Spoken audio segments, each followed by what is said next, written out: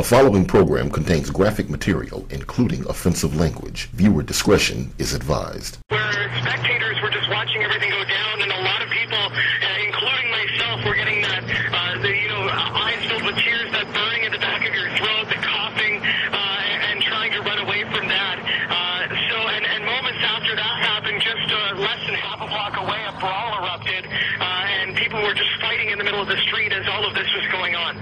Hey, Dave, it's Ben here. What's going on now?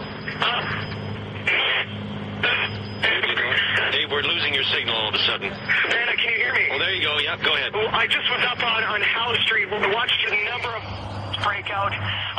For a moment, I thought that things may have been dying down, but then two huge fights been breaking out. Clearly alcohol-fueled bottles and beer cans being thrown in the air. I won't post it on YouTube, I promise. We're going to have to try and get connected with Dave White a little later on. So, Tom, I believe we have John Atkins standing by now. Yes, let's go to John. He's... There he is. Now I've got John. John, where are you, and what's the situation in your area? SUV that was just on fire. Cops have put that out. It's a big mess everywhere I look. Cars slipped over. One flipped over onto another. A fire coming down here. People starting to run through the streets. Other people choosing to stay and watch the show.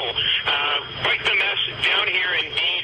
And going to be a lot of looking in the mirror tomorrow morning and figuring out what we are doing as a city, why we are doing this to ourselves, and why we can't seem to take a loss in an orderly fashion. Back to your studio. Now, Dave, if I can keep you on the line for just a moment, we missed your location. Have you moved to locations?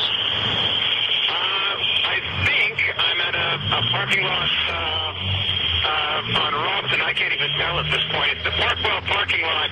I can see the Scotiabank building above me, and a big, huge plume of smoke going up into the air. In fact, if I can say something about the breathability of the air at this point, not so good at this point. My eyes are starting to get irritated.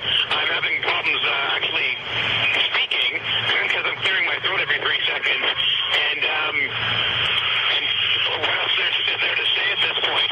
Well, John, I'd like to ask you, what do you think because you mentioned it, what do you think the ramifications are going to be tomorrow morning when hopefully this will have settled a little bit and everybody from the mayor to the chief of police to other people start to analyze what happened? I think there's going to be a lot of soul searching after this one.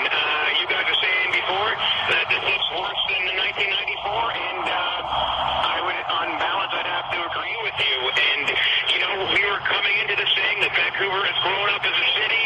We had all those scenes of peaceful celebration during the Olympics last year, and it seems like in one night we have undone 17 years of work from the last riot. Now, who knows what's going to happen? Who knows if we're going to have large-scale celebrations in the downtown core ever again? From this vantage point, I don't think so.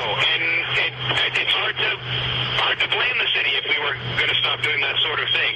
We invited people into the downtown core. We had big celebration sites, Olympic style, and it stood to reason that it was going to be peaceful down here. But then, the Olympics didn't end in a loss. They ended in a gold medal. So, but tonight, a much different story. And I was asking some people, what motivates you to stay here? Why don't you leave? I mean, I have to be here. This is my job. I have to cover this. I have to be an observer on the ground. But why are you here? Well, it's something to do, something to be a part of, something to see.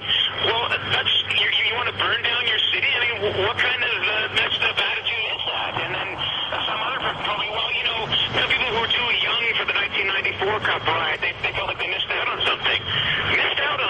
So that's the kind of the mentality we're kind of dealing with here. I mean, there's a lot of people rubbernecking, but then there are other people who are looking to rabble rouse, to cause trouble, and to be a part of something, whatever that something is, whatever that elusive groupthink mob idea is. Who knows?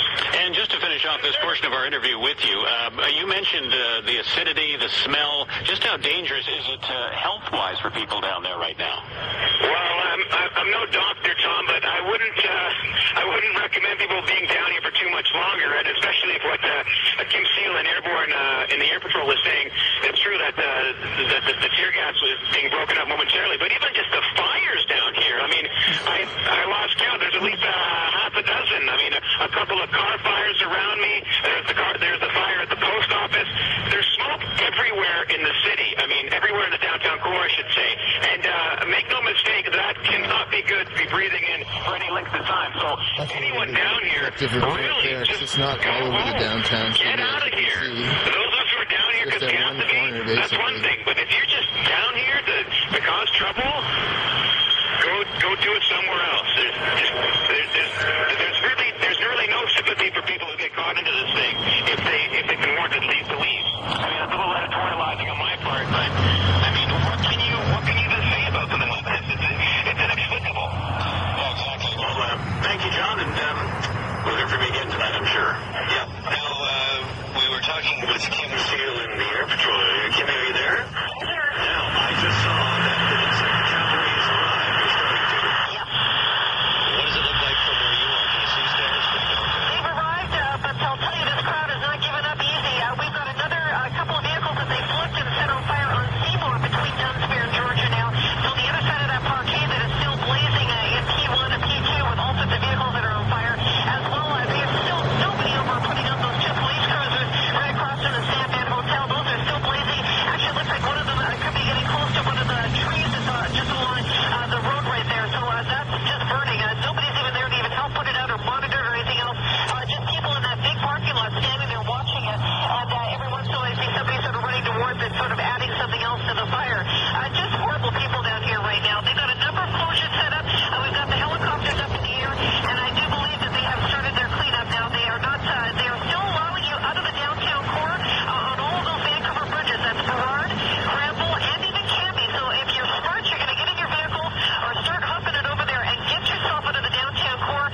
Because if you're caught up in this stuff, I don't think they're going to let you go home if they have to catch you. You know what I mean? I know what you mean. Are you able to stay with us for a little while longer? We're going to just do the best we can with what fuel we've got left. We've got about an hour. I think maybe an hour. We're going to try, okay? Okay, thank you so much. News 1130's Kim Steele in the Air Patrol. You know, we've been mentioning our neighbor-to-neighbor lines tonight at 310, 1130. We must thank all the people who've called us in.